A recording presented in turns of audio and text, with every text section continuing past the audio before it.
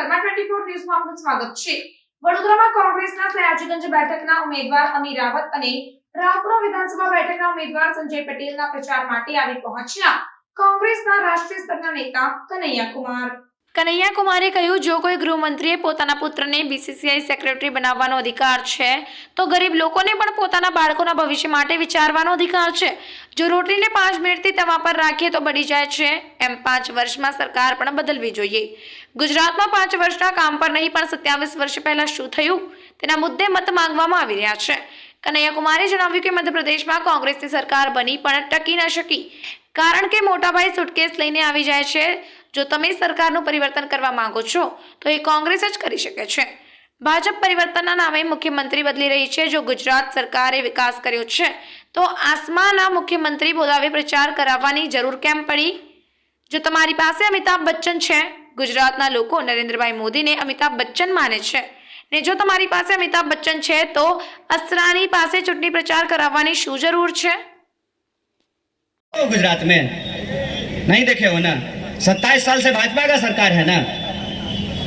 एक पूरी की पूरी पीढ़ी गुजरात में ऐसी पैदा हो गई है जो कांग्रेस का सरकार देखी ही नहीं है। उस पीढ़ी को भी देश के गृह मंत्री डरा रहे हैं, और जो कोई डराता हो ना तो इस बात को हमको समझ लेना चाहिए कि अगर कोई दार्शनिक, कोई साधु, कोई मौलाना, कोई राजनीतिक आपको अंधेरे का डर दिखाता है ना, तो वो असल में अपनी कंपनी का टॉर्च बेचना चाहता है। हमको, बड़ोदरा के लोगों को इस बात का गर्व होना चाहिए कि जब देश में लोग शिक्षा के बारे में सोचते भी नहीं थे, इस देश का इतिहास ऐसा रहा है कि शिक्षा लेने के चलते द्रोणाचार्य ने एकलव्य को तो शिक्षा दिया भी नहीं था, लेकिन बदले में उसका अंगूठा काट लिया था। शिक्षा का महत्व जो राज्य समझता हो तो शिक्षा इंसान को अंधेरे की तरफ नहीं, प्रकाश की तरफ ले जाता है, ज्ञान की तरफ ले जाता है। आप सोच करके हमको बताइए, 27 साल से भाजपा की सरकार है और भाजपा उसी मुद्दे पे वोट मांगने के लिए तैयार है। यह प्रश्न आपको सोचना चाहिए ना कि जब आप अपना मोटरसाइकिल लेकर के पेट्रोल पंप पे जाते हैं, 100 रुपए लीटर में आप पेट्रोल खरीदते हैं, 10 रुपये यूनिट में जो है आप बिजली खरीदते हैं। हर चीज, शिक्षा से लेकर के, स्वास्थ्य से लेकर के, सड़क से लेकर के, बिजली से लेकर के पानी तक, हर चीज को आप खरीदते हैं। नई सड़क बनेगी, सड़क बनने से पहले टोल बूथ लग जाता है। सड़क का काम कंप्लीट होने से पहले टोल का वसूली शुरू हो जाता है। हर चीज के लिए हम सरकार को टैक्स दे रहे हैं। बदले में सरकार हमको क्या दे रही है? बदले में सरकार हमको जुमला दे रही है। जब चुनाव हो रहा है तो चुनाव इस सवाल पे होना चाहिए ना कि जब कोरोना था तो अहमदाबाद के सिविल अस्पताल में लोगों को ऑक्सीजन का सिलेंडर नहीं मिल रहा था। जो चंपारण में जाकर के किसानों की मुक्ति के लिए लड़े थे, मैं उसी बिहार से आता हूं। मैं आपसे ये अपील करने के लिए आया हूं कि आप जो फैसला लेते हैं, सिर्फ गुजरात नहीं पूरा देश आपको फॉलो करता है, इस बात को याद रखिएगा। आपने ही एक लोकल आदमी को नेशनल और नेशनल से ग्लोबल बनाया है। आपके ही नाम पर गुजरात मॉडल के नाम पर 300 से ज्यादा सीटों की सरकार दिल्ली में बनी है। तो मैं आपसे यह आग्रह करने के लिए आया हूं कि गुजरात जब सोचता है तो सिर्फ गुजरात ही नहीं पूरे देश में परिवर्तन होता है। आप जब वोट देने के लिए जाइएगा तो आपके कंधे पे यह जिम्मेवारी है कि आपको खुद के बारे में, अपने आने वाली पीढ़ी के बारे में, इस देश के लोकतंत्र के बारे में, और जो आपका मुद्दा है, जब इस देश में गृह मंत्री को यह अधिकार है कि उसका ठीकरा जो है वो बीसीसीआई का सेक्रेटरी बन सकता है, तो क्या इस देश के आम लोगों को यह अधिकार नहीं है कि वो अपने रोजी रोटी के सवाल पे विमर्श करें, वो अपने रोजी रोटी के सवाल पे फैसला लें? तो मैं आपसे ये आग्रह करने के लिए आया हूं कि ये चुनाव सिर्फ गुजरात का नहीं, पूरे देश का मुस्तकबिल तय करने वाला है। इस बात को याद रखिएगा। इसीलिए मैं आपसे ये आग्रह करता हूं, मेरा अनुभव बहुत छोटा है, मेरा उम्र भी कम है, लेकिन यहाँ जो अनुभवी लोग बैठे हैं वो इस बात पे विचार करें और सोच करके बताएं। भारतीय राष्ट्रीय कांग्रेस 2017 में भी भाजपा को हरा करके, गुजरात की जनता को जिता करके सरकार बनाने के लिए चुनाव लड़ रही थी। भारतीय राष्ट्रीय कांग्रेस 2022 में भी यह जो मोरबी के अपराधी हैं, यह जो शराबबंदी होने के बाद भी नकली शराब का जो धंधा चल रहा है, किसानों को जो उनके फसल का दाम नहीं मिल रहा, आम लोगों को 10 रुपए यूनिट बिजली खरीदनी पड़ रही है, शिक्षा महंगा हुआ, चिकित्सा महंगा हुआ, सड़क पे चलना महंगा हुआ, गाड़ी खरीदना महंगा हुआ, गाड़ी में पेट्रोल डलवाना महंगा हुआ। इस शक्ति को हरा करके गुजरात के जो आम आवाम हैं, जिसको गर्वी गुजरात बोलते हैं, उस गर्व के लिए चुनाव लड़ रहे हैं। कही जाती है भूखे भजन न होए गोपाला। पेट का सवाल भी एक जरूरी सवाल होता है। और मैं बिहार से आता हूं, इस शहर में भी कई ऐसे लोग हैं जो बिहार और उत्तर प्रदेश से चल करके रोजी रोजगार के लिए इस शहर में रहते हैं और काम करते हैं। मैं जानता हूं कि लोगों के लिए रोजी रोटी, कपड़ा, मकान का सवाल कितना बड़ा सवाल है। मुझे मालूम है कि बड़ी मुश्किल से माँ बाप अपना पेट काट करके अपने बच्चों को पढ़ाते लिखाते हैं, महंगी शिक्षा खरीदते हैं, जो उनके औकात से बाहर की शिक्षा है उसको अपने खून पसीने की कमाई से खरीदते हैं, अपने बच्चों को पढ़ाते हैं इस उम्मीद में कि बच्चे को एक दिन नौकरी मिलेगी, बच्चा हमारे जीवन का कायाकल्प करेगा। हकीकत यह है कि शिक्षा हम ले लेते हैं बड़ी मुश्किल से, और बहुत सारे लोगों को शिक्षा मिलती भी नहीं है। शिक्षा लेने के बाद उम्मीद में लोग टकटकी लगाए रहते हैं कि कब वैकेंसी निकलेगी, कब एग्जाम होगा। और परिणाम क्या होता है? पहले तो वैकेंसी नहीं आती है, वैकेंसी आती है तो एग्जाम सही टाइम पे नहीं होता है। एग्जाम अगर सही टाइम पे हो जाए तो एग्जाम में धांधली होती है, प्रश्न पत्र लीक हो जाता है। पूरा का पूरा हमारा जीवन रोजी रोटी के गंभीर सवाल से गुजर रहा है। लेकिन आप ये महसूस करेंगे कि आपके जीवन के रोजमर्रे का जो सवाल है उसको राजनीतिक विमर्श से गायब कर दिया गया है, उसको चुनाव से हटा दिया गया है। मैं जब रास्ते से आ रहा था तो मैंने अपने साथी को पूछा कि ये जो पुल है ये कितने साल से बन रहा है? उन्होंने कहा 5 साल से बन रहा है। 5 साल से, 5 साल में वही लोग दोबारा जो 2017 में सरकार बनाए थे वो 2022 में सरकार बनाने के लिए आपसे वोट मांग रहे हैं, लेकिन 5 साल में उनसे पुल नहीं बन पा रहा है। इसको सोचिएगा, इस पे विचार कीजिएगा कि जब चुनाव हो रहा है तो आपके मसले क्या हैं। जब चुनाव हो रहा है तो इस सवाल पे होना चाहिए ना कि घड़ी बनाने वाली कंपनी को पुल बनाने का ठेका क्यों दिया गया है। सवाल इस पे होना चाहिए ना कि क्यों सरकारी स्कूलों को बंद किया जा रहा है। सवाल इस पे होना चाहिए ना कि गुजरात पुलिस में 2 तरह के फोर्स हैं, एक वो जो परमानेंट हैं, एक वो जिनको ठेके पे बहाल किया गया है। डंडा लेकर के ड्यूटी दोनों कर रहे हैं, लेकिन सैलरी दोनों को अलग अलग दिया जा रहा है। सवाल इसमें होना चाहिए ना, यहाँ बुजुर्ग लोग बैठे हुए हैं, कि आपने अपनी पूरी जिंदगी सरकार और समाज की सेवा में लगा दी और आज जब बुढ़ापा है तो आपके पास पेंशन की गारंटी नहीं है। सवाल इस पे होना चाहिए ना कि गुजरात के किसानों को भी उनके फसल का दाम क्यों नहीं मिल रहा है। सवाल इस पे होनी चाहिए ना कि किसान को टमाटर का दाम मिलता है 5 रुपया और हम टमाटर खरीदते हैं 50 रुपए में। ये जो हमारे बुनियादी सवाल हैं इसको राजनीति से गायब कर दिया गया है। तो मैं आपको सिर्फ इतना कहने के लिए आया हूं, मैं आपसे आपका वोट मांगने नहीं आया हूं। मैं सिर्फ आपसे ये अपील करने के लिए आया हूं कि आप सरदार वल्लभ भाई पटेल की धरती के महान लोग हैं। आप मोहनदास करमचंद नहीं हैं तो सरकार को आप पलट दीजिए। यही फर्क होता है ना। और आपके महाराज सर गायकवाड़ जी इस बात को समझते थे, राजा का बेटा राजा होगा, ऐसा कानून अब इस देश में नहीं है। जनता जिसको राजा बनाएगी वो राजा होगा और जनता जिसको नहीं बनाएगी वो राजा नहीं होगा। लेकिन आपने एक बात महसूस किया है, यहाँ हमारी माताएं बहनें बैठी हुई हैं, रोटी पकाते हैं, हम भी पकाते हैं, हम अपना खाना खुद बनाते थे।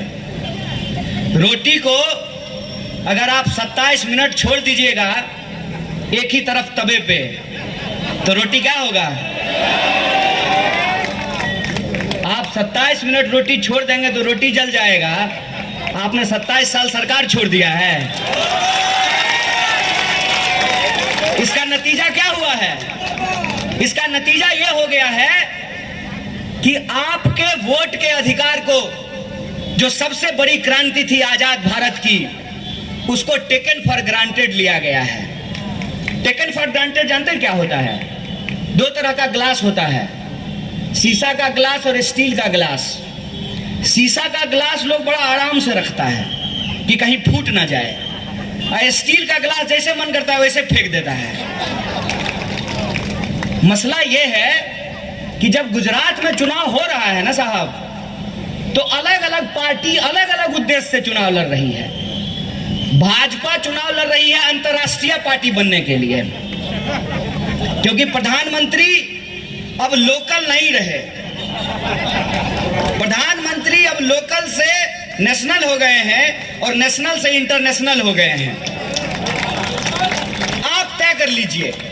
भाजपा का मेरा एक दोस्त बोला, जानते हो मोदी जी के अंदर इतना ताकत है ना कि मोदी जी यूक्रेन और रूस का युद्ध बंद करवा दिए। हम बोले हमको गर्व है, हमको गर्व है कि हमारे प्रधानमंत्री अब नेशनल नहीं ग्लोबल हो चुके हैं। लेकिन मेरा प्रश्न यह है कि प्रधानमंत्री जी के राज्य में इतना बड़ा हादसा हो गया, घड़ी बनाने वाली कंपनी को पुल बनाने का ठेका दे दिया गया। आप बताइए, आपके दिमाग में कोई प्रॉब्लम है? लोग कांग्रेस को हरा करके और भाजपा को चुनाव जिताने के लिए चुनाव लड़ रहे हैं। हमने कहा ना आपको, कुछ लोग अंतर्राष्ट्रीय पार्टी बनने के लिए और कुछ लोग राष्ट्रीय पार्टी बनने के लिए चुनाव लड़ रहे हैं।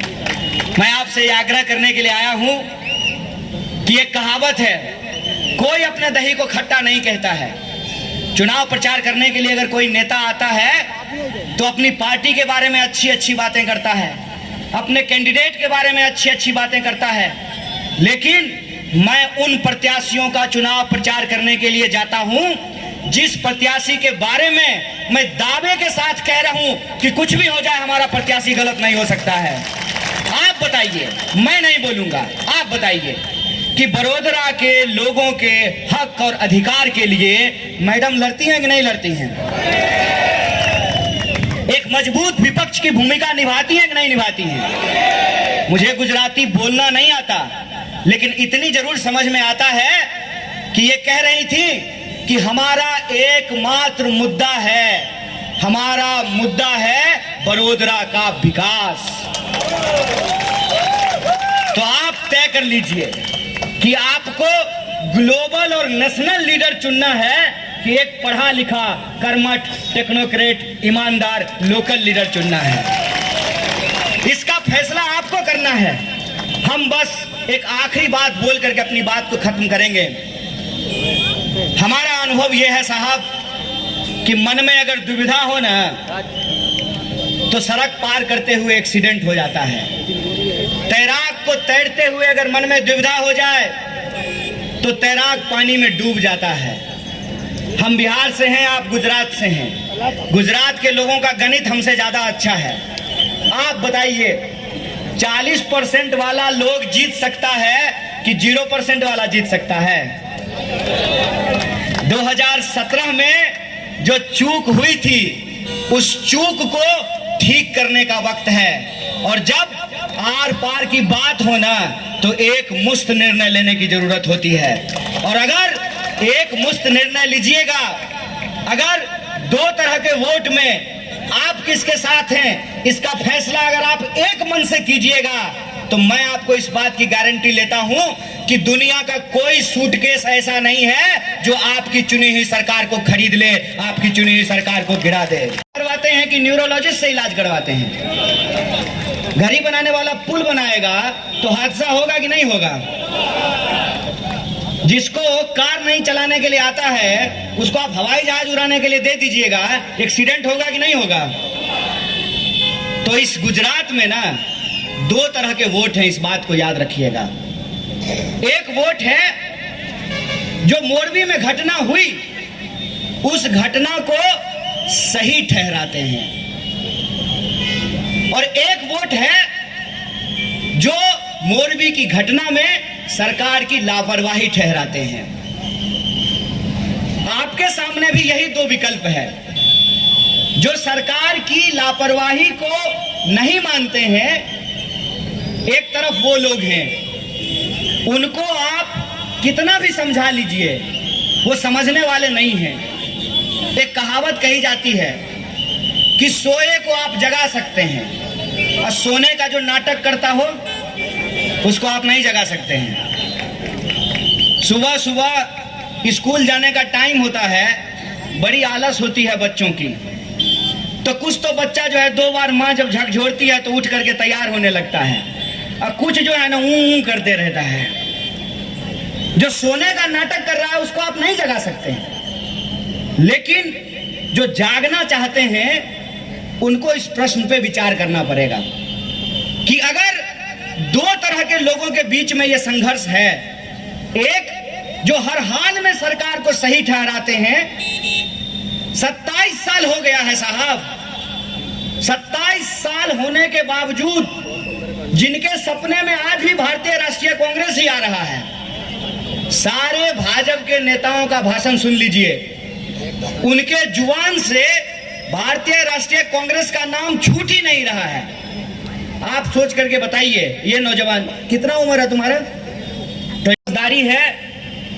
और मैं ये समझता हूं कि कोई आदमी बिहार से आकर के, उत्तर प्रदेश से आकर के, आसाम से आकर के, दिल्ली से आकर के आपको ये नहीं बता सकता है कि गुजरात के लोगों को क्या करना चाहिए, क्योंकि ये बड़ौदा की नगरी है, ये वो नगरी है जहां का महाराजा भी जमहूरियत में विश्वास करता था, जहां का महाराजा भी महिलाओं की शिक्षा को आगे बढ़ाने की बात करता था, जहां का महाराजा भी डॉक्टर बाबा साहब भीमराव अंबेडकर को स्कॉलरशिप दिए थे, जहां के महाराजा ने भी एक ऐसा शानदार ड्रेनेज सिस्टम बनाया जिसकी चर्चा आज भी वैज्ञानिक करते हैं, जहां के महाराजा ने अंग्रेजी में शिक्षा देनी शुरू की।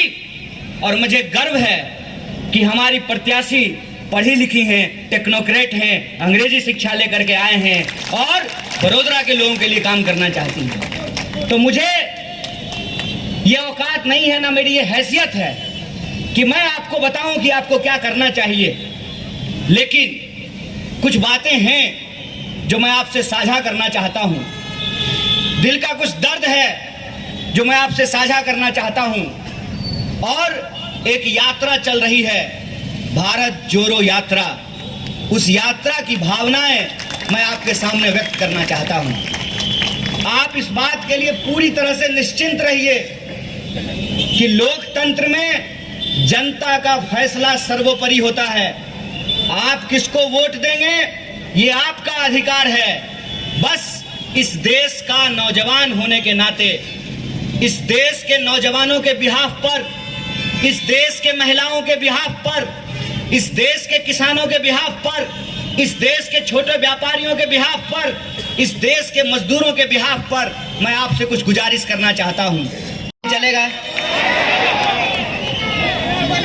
मेरी आवाज नीचे कर, जहां तक जा रही है नवनाथ महादेव की इस भूमि के, सर महाराजा गायकवाड़ जी की इस धरती के आप तमाम आदरणीय बुजुर्गों का, नौजवान दोस्तों का, प्यारे बच्चों का, माताओं बहनों का, किसान मजदूर भाइयों का, मेहनत मजदूरी करके अपने परिवार का भरण पोषण करने वाले आप तमाम मेहनत कश आवाम का, दुकानदार भाइयों का, ठेला चलाने वाले, टेम्पू चलाने वाले, नौकरी करने वाले, बिजनेस करने वाले, आप सभी गुजराती भाइयों बहनों का क्रांतिकारी इस्तकबाल करता हूं, आपका हार्दिक अभिनंदन करता हूं। दोस्तों, मैं अपनी बात आपसे साझा करूं उससे पहले मैं इस मंच से मोरबी में जो दर्दनाक हादसा हुआ, जिन लोगों को अपनी जान गंवानी पड़ी, उनके प्रति श्रद्धा सुमन अर्पित करता हूं, उनको श्रद्धांजलि देता हूं। कल कुछ लोगों की जहरीली शराब पीने से मौत हो गई। मैं उनके भी परिवार के प्रति संवेदना व्यक्त करता हूं और श्रद्धांजलि देता हूं। दोस्तों, ये एक बहुत बड़ा सवाल है। गुजरात में शराबबंदी है, तो सवाल ये है कि शराब कहां से आ रहा है, इस पर विचार कीजिएगा। लेकिन आप अपने जीवन से जुड़े हुए मसलों पे विचार रखिएगा कि कोई पेड़ लगाता है, पेड़ बड़ा होता है, उसका फल कोई खाता है। बड़ौदा की नगरी में एक ऐसे महाराज पैदा हुए जिन्होंने शिक्षा का पेड़ लगाया, जिसका फल सिर्फ आप नहीं चख रहे हैं। हमारे बहुत साथ जानने वाले लोग यहाँ के फाइन आर्ट कॉलेज में पढ़ते हैं और देश का सबसे मशहूर फाइन आर्ट कॉलेज है बड़ौदा आर्ट कॉलेज। और उन्होंने डॉक्टर बाबा साहब भीमराव अंबेडकर को स्कॉलरशिप दिया, और जब भारतीय राष्ट्रीय कांग्रेस आजादी के संघर्ष को जीत करके संविधान सभा का गठन हुआ, डॉक्टर बाबा साहब भीमराव अंबेडकर को ड्राफ्टिंग कमेटी की जिम्मेदारी दी गई, तो एक शानदार संविधान लिखा गया। और उस संविधान की सबसे बड़ी खासियत यह है कि डंडा लेकर के जो कांस्टेबल साहब खड़े हैं ना उस चौराहे पे, उनका वोट भी एक है। और अपने एसी में दुद्दू को एप्पल मोबाइल एक इस कान में लगा करके जो एसपी साहब बैठे हुए हैं ना, उनका भी वोट एक है। ये इस संविधान की ताकत है। ये इस संविधान की ताकत है कि आप भले अपने घर में अपने महिलाओं को बराबरी का अधिकार ना देते हो, लेकिन संविधान ने महिलाओं को भी वोट का अधिकार बराबर किया है। क्या साहब, आपका वोट एक और मैडम का वोट, जो लोग कुर्सी पे बैठे हैं उनका वोट, और जो लोग खड़े हैं उनका वोट, जो अमीर है उसका वोट, जो गरीब है उसका वोट। ये वोट का जो अधिकार है, इस देश में सबसे बड़ी क्रांति है, इस बात को याद रखिएगा। अगर ये वोट का अधिकार इस कार में जाने वाले का एक नहीं होता और उस स्कूटी पर जाने वाले का एक नहीं होता, तो नेता सब हेलीकॉप्टर लेकर के आपके बड़ौदा शहर में नहीं आता। ये वोट का अधिकार है, ये वोट का अधिकार है कि सरकार जो अहमदाबाद के रेड सिग्नल से कभी आगे नहीं बढ़ती है, उसको भी इस 5 साल से नहीं बनने वाले पुल से गुजरना पड़ता है। ये वोट का अधिकार है जिसने इस देश के आम लोगों को यह अधिकार दिया है कि आप 5 साल के लिए सरकार चुनिए। 5 साल अगर सरकार काम नहीं करती है, उसका रिपोर्ट कार्ड बनाइए